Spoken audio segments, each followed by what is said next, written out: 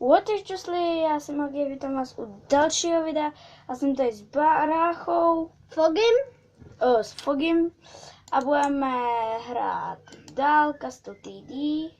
Jsme to měli tohle. Křížek, já už jsem si to zkoušel, ale máme být teď tady. Takže jdem sem.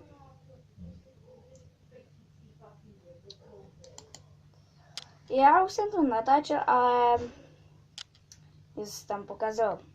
Takže dáme si se tohle, to je nový. Takže já už v této hře jsem profesionál. A už nemůžu. Pustíme je.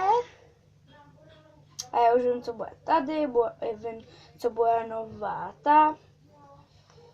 Vím, co budou nový příšery, já už to vím, ale vy to nevíte. A zase se omlouvám za Tohle je grafiku. nová. Ta zbraň. A omlouvám se za grafiku.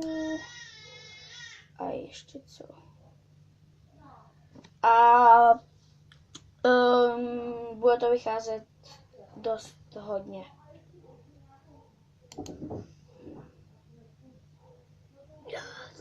Tak, dáme tohle. Sakra, zase ty bor. Tady to jsou, myslím, teď nový příšery, tady ty prasata. A já je nesnáším. Jsou hrozný, že? Protože oni jsou také, jsou hrozně rychlí, že? No právě, oni jsou rychlí, oni tím proběhnou. A tady ty panáci nic nevydržej. Tak pustíme další. Dáme si sem zbraň. A proč sem dáváš jenom ty nový? Tady vidíte, kolik ještě tam půjde takovejhlech týmů. Tam tata.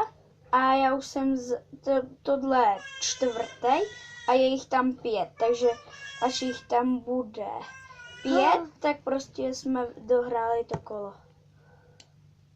Mužíky. Tady to. A zase, teď to tady přibylo. Teď už děláme 5.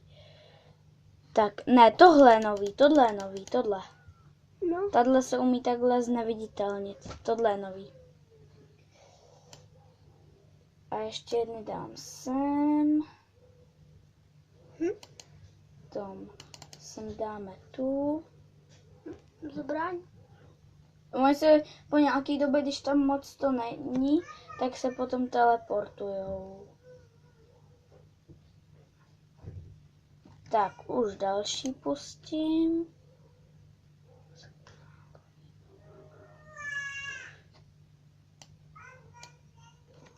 Ještě, že máš jenom tamhle, že jo?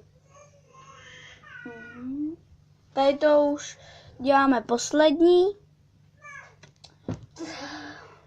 A Fogy, mluv trošku víc. No jako mluv trošku víc nahlas. Nemůj se to. Jo, zabilo. Už jenom tamhle ten a je to. Jo, vyhráli jsme.